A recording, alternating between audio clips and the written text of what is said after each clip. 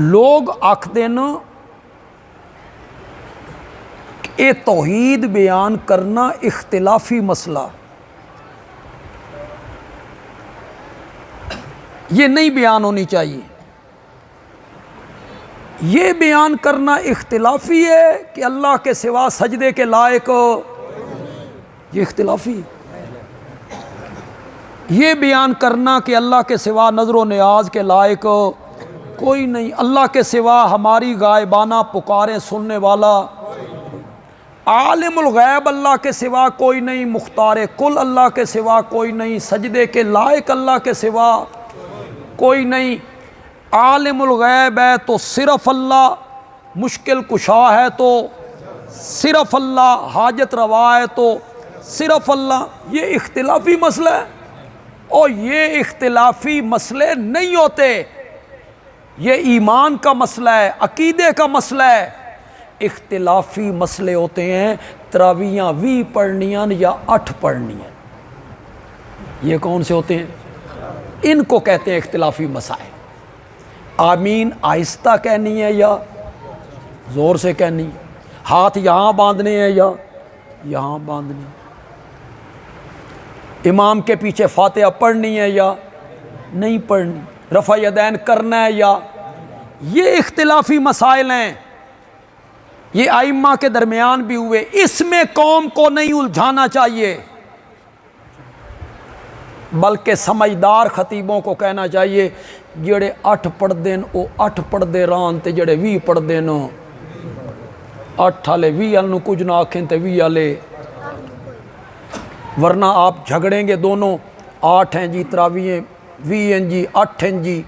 وہ college university کا بچہ ہے، وہ دونوں اشتہار پڑھتا ہے، تقریریں سنتا ہے، وہ کہتا ہے مولویوں لڑو، نہ میں 8 پڑھنی ہے نہ میں 20 پڑھنی۔ اس میں آپ الجھائیں، یہ اختلافی مسائل ہوتے ہیں۔ توحید کا بیان کرنا اختلافی مسئلہ ہے۔ یہ علماء بیٹھے ہیں، مولانا بیٹھے ہیں، خدا گواہ ہے اس دنیا میں مسئلہ توحید سے بڑھ کر اتفاقی مسئلہ ہے ہی کوئی نہیں، جس پر سارے نبی کیا تھے؟ متفق۔ یہ میرا موضوع نہیں، نہ آج کے جلسے کا عنوان ہے، لیکن ایسا توحید بیان نہ کریے تو ساری روٹی ہضم نہیں ہوتی، میں ضرور ٹچ دینا چاہتا تھا اسے۔ اللہ کے سوا عبادت کے لائق کوئی نہیں، یہ پہلا جز ہے۔ اور کلمے کا دوسرا جز کیا ہے؟ جس ہستی کا نام محمد ہے نا، میں انہیں اللہ کا رسول مانتا ہوں، یہ کلمے کا دوسرا جز۔ پہلے حصے میں اقرار الوہیت اور دوسرے حصے میں اقرار رسالت، کہ میں انہیں اللہ کا نبی مانتا ہوں اور میں انہیں اللہ کا رسول مانتا ہوں۔ میں آپ سے یہ پوچھنا چاہتا ہوں، سمجھدار لوگوں سے یہ پوچھنا چاہتا ہوں، کیا مسلمان ہونے کے لیے اتنا اقرار کافی ہے کہ جس ہستی کا نام محمد ہے وہ اللہ کے رسول ہیں؟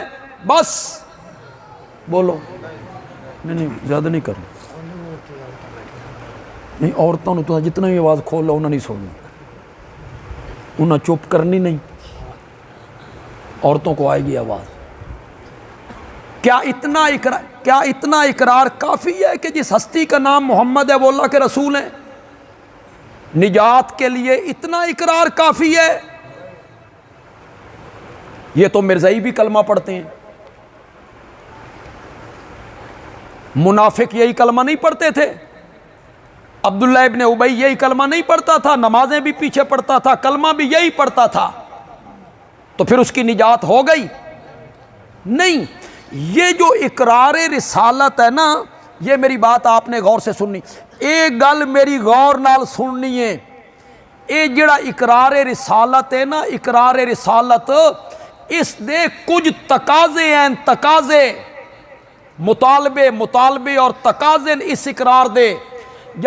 جدہ میں آکھیا نا کہ جس ہستی دا نام محمد ہے او اللہ دے رسول ہیں صلی اللہ علیہ وسلم، اس دے کچھ تقاضے ہیں، کچھ مطالبے ہیں۔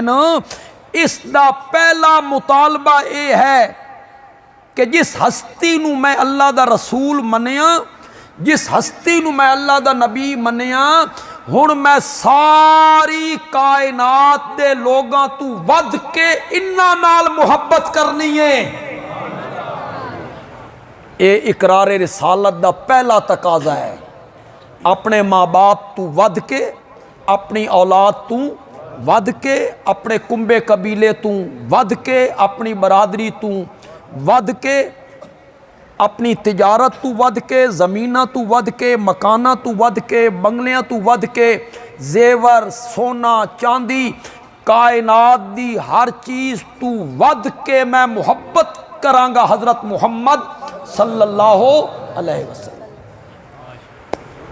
یہ پہلا تقاضا ہے محمد الرسول اللہ پڑھن دا۔ اگر وہ بندہ سب تو ود کے آپ نال محبت نہیں کرتا، او اللہ دے کاغذاں چ مومن ہو، اللہ دے کاغذاں چ مومن نہیں۔ قرآن نے گواہی دیتی، سورۃ توبہ دے اندر گواہی دیتی۔